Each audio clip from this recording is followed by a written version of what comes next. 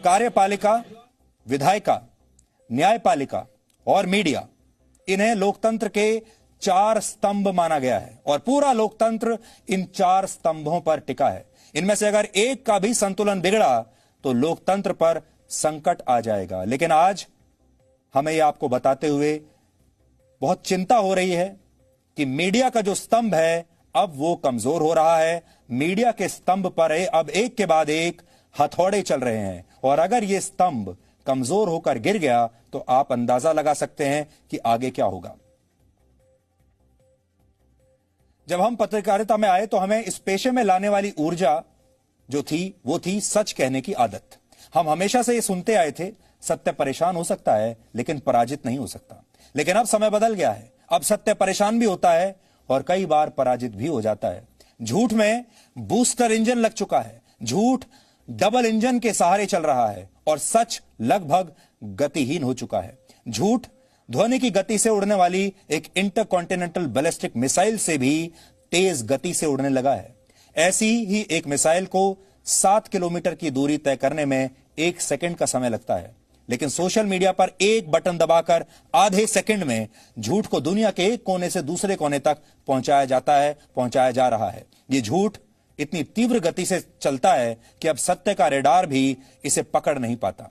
Missile से तेज उड़ने वाला झूठ जबरदस्त नुकसान करता है, किसी समाज या देश को एक झटके में नष्ट करने की शक्ति रखता है, जबकि सत्य अब कीचड़ में खिले एक ऐसे कमल की तरह हो गया है जो खुद उसी कीचड़ में फंसा रहता है और उसे हिलने में बहुत समय लगता है। आज सत्य गतिहीन है, परेशान है और शायद कुछ हद तक पराजित भी हो चुका है। इसलिए आज आपके पास आए हैं कि क्या आप यही चाहते थे, क्या आप यही चाहेंगे, और अगर नहीं चाहते हैं तो इसके खिलाफ अब आपको आवाज उठानी होगी। आज जो कुछ हो रहा है, आज आपने देखा होगा देश में बहुत शोर मच रहा है, सोशल मीडिया पर बहुत शोर मच रहा है। आज जो कुछ अर्नब गोस्वामी के साथ हुआ वो बहुत दुखद है, नहीं होना चाहिए, लेकिन ये पहली बार नहीं हुआ है। आज जो कुछ अर्नब के साथ हुआ है वो मेरे साथ और जी न्यूज के साथ 8 साल पहले हो चुका है। हमारे लिए ये नई बात नहीं है और ये आज भी हमारे साथ हो रहा है। इन 8 वर्षों में हमारे साथ हर दिन हुआ है, हर मिनट हुआ है।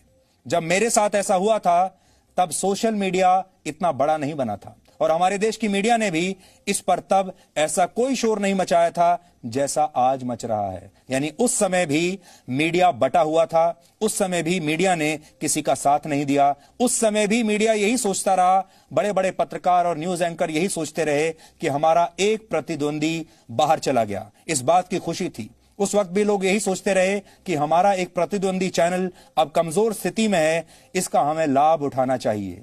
इसलिए मीडिया ऐसा नहीं है कि आज बटा हुआ है, मीडिया हमारे देश का शुरू से बटा हुआ था। मीडिया में आज तक कभी किसी ने किसी दूसरे मीडिया कर्मी का साथ नहीं दिया है, आज भी नहीं दे रहे हैं। इसलिए इसमें कोई बड़ी बात नहीं है और मैं आपको मेरे अपने तजुर्बे से आज ये बात बता रहा हूं, क्योंकि आज अर्नब गोस्वामी के ऊपर जो गुजर रही होगी वो हम पर, जी न्यूज में हमारी टीम पर, मुझ पर गुजर चुकी है। उन सच्चाइयों की गलियों, उस सच की गलियों से हम गुजर चुके हैं। हम बस फर्क यह है, किसी के पास मदद मांगने के लिए तब गए नहीं थे, हमने किसी के सामने हाथ नहीं फैलाए थे, हम चुपचाप अपने रास्ते पर चलते रहे, कभी आपके पास भी नहीं आए। लेकिन यह रास्ता हर दिन अब मुश्किल होता जा रहा है। अपने केस के बारे में आज हम ज्यादा बात नहीं करना चाहते, लेकिन आज यह बताना चाहते हैं कि यह विषय एक व्यक्ति के केस से बहुत बड़ा है। और अगर आप केस की बात करना चाहते हैं तो आपको यह देखना होगा कि एक पत्रकार के जीवन में क्या क्या चल रहा होता है और दर्शकों को उसके बारे में कभी पता भी नहीं चलता। मेरे खिलाफ इस समय देश के लगभग हर हिस्से में केस दर्ज हैं। जम्मू में जमीन जिहाद की खबर जब आपको दिखाई, तब केरल में गैर जमानती धाराओं में एफआईआर दर्ज हुई। पश्चिम बंगाल में जब धूलागढ़ में दंगे हुए थे वो खबर दिखाई तो वहां पर 2 एफआईआर दर्ज हो गई। शार्ली हेब्दो मैगजीन में जो कार्टून छपा था, जब उसके ऊपर आपको रिपोर्ट दिखाई तो हैदराबाद में केस चल पड़ा। इस मामले पर दिल्ली में भी एक केस हमारे खिलाफ दर्ज है। आपको याद होगा 2012 में जब निर्भया कांड हुआ था, तब निर्भया के दोस्त का इंटरव्यू किया और दिल्ली पुलिस ने एक और नई एफआईआर दर्ज कर ली। डीएनए के एक एपिसोड में महर्षि वाल्मीकि का नाम लेने पर एक और केस पंजाब में इस समय चल रहा है। तृणमूल कांग्रेस की सांसद महुआ मोइत्रा का भाषण दिखाने पर उस पर टिप्पणी करने पर दिल्ली में मानहानि का एक और मुकदमा चल रहा है। 2012 में एक और बड़े कॉर्पोरेट हाउस के खिलाफ खबर दिखाने पर भी हमारे खिलाफ, मेरे खिलाफ एक नहीं कई केस, कई एफआईआर दर्ज की गई थी। और अब तो बॉलीवुड के खिलाफ बात करने पर भी आज ही मेरे खिलाफ एक और केस दर्ज किया गया है। अब आप सोचिए कितने सारे केसेस एक साथ, ये एक पत्रकार की बात है, एक चैनल की बात है जो आज मैं आपको बता रहा हूं। एक केस को लड़ने के लिए पुलिस स्टेशन बार बार जाना पड़ता है, कोर्ट के चक्कर लगाने पड़ते हैं, वकील रखने पड़ते हैं, वकील पैसा लेते हैं, लाखों करोड़ों रुपया वकील लेते हैं, और ये सब आपकी सारी ऊर्जा को खींच लेता है। इस पर पैसा खर्च होता है, इस पर आपकी शक्ति खर्च होती है, इस पर आपका समय बर्बाद होता है, और इस पर आप खुद चिंता में जाते हैं, आपका परिवार चिंता में चला जाता है। जो आज अर्नब गोस्वामी के परिवार को समझ में आ रहा होगा, आप सब अंदाजा लगा सकते हैं कि आज जब अर्नब गोस्वामी हिरासत में है तो उनके परिवार पर क्या बीत रही होगी, क्योंकि परिवार की इसमें क्या गलती है। लेकिन ये सब हम किस लिए करते हैं, बड़ा सवाल यह है। इसलिए करते हैं ताकि आप तक सच पहुंचा सकें, लेकिन जब सच पराजित होने लगता है तो हमें भी निराशा होती है, कुछ समय के लिए हमारी हिम्मत भी टूटने लगती है। बड़ा सवाल फिर से आपके सामने रख रहा हूं, कभी सोचकर देखिएगा, ये सारे जो रिस्क लेते हैं पत्रकार, अर्नब गोस्वामी भी जो ले रहे हैं, बाकी लोग भी जो ले रहे हैं, हमने भी जो खबरें दिखाई, इनमें हमारा निजी फायदा क्या था? किसी भी पत्रकार का निजी फायदा क्या है? ये सब इसलिए करते हैं ताकि आप तक जानकारी किसी तरीके से पहुंच जाए। जान पर खेलकर वो जानकारी आप तक पहुंचाते हैं, चाहे वो युद्ध के मैदान से हो।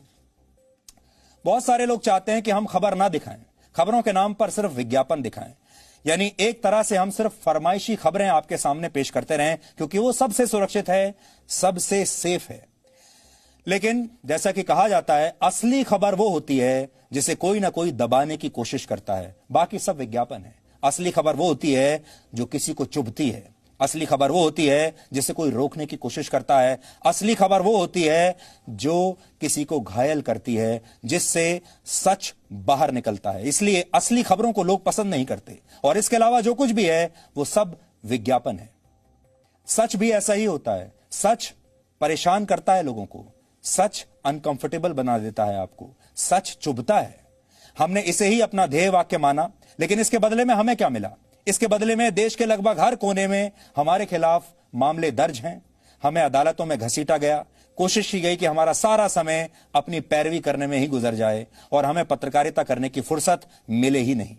अगर हमारे खिलाफ केस नहीं होता है तो बड़े बड़े कॉर्पोरेट्स को चिट्ठियां लिखकर यह कहा जाता है कि इनकी आर्थिक सप्लाई लाइन काट दी जाए, इनके विज्ञापन बंद कर दिए जाएं, इनके चैनल अपने आप बंद हो जाएंगे, पत्रकार बेरोजगार हो जाएंगे।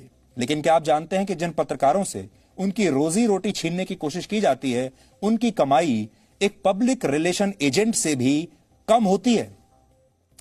आज बड़ा सवाल यह है, जो मैं आपको पहले भी लेकर आया था, कि क्या पत्रकारिता छोड़ने का समय आ गया है? क्या अब एक पीआर एजेंट बनने का समय आ गया है? क्या पब्लिक रिलेशंस में चले जाने का समय आ गया है? क्या अब खबरों की दुनिया छोड़कर विज्ञापन की दुनिया में जाने का समय आ गया है? क्योंकि विज्ञापन में सब लोग खुश रहते हैं। अगर आज हम आपको विज्ञापन जैसी फरमाइशी खबरें दिखाने लगें तो सब खुश रहेंगे, सरकारें खुश रहेंगी, जो लोग विज्ञापन देते हैं वो खुश रहेंगे, पुलिस खुश रहेगी, सत्ता में जो लोग बैठे हैं वो खुश रहेंगे, नेता खुश रहेंगे। बस एक चीज होगी, आप तक सच नहीं पहुंचेगा। एक रिसर्च के मुताबिक वर्ष 2004 में अमेरिका में एक पीआर एजेंट की औसत कमाई, मासिक कमाई 2.5 लाख रुपए थी, जबकि एक पत्रकार सिर्फ 2 लाख रुपए महीने कमाता था। यह अमेरिका की एक रिसर्च है।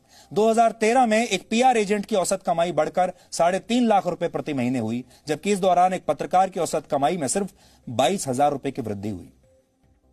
जैसा आपको बताया, ये तो अमेरिका की बात हम कर रहे हैं। सोचिए भारत के पत्रकारों का क्या हाल है।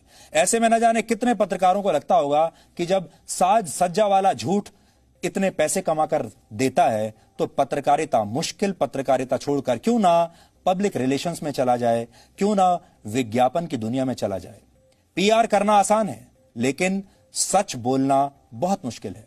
लेकिन जिस समाज में लोग सत्य बोलना बंद कर देते हैं, उस समाज का पतन निश्चित है, और अंत में उस समाज में कोई भी सच बोलने वाला बचता नहीं।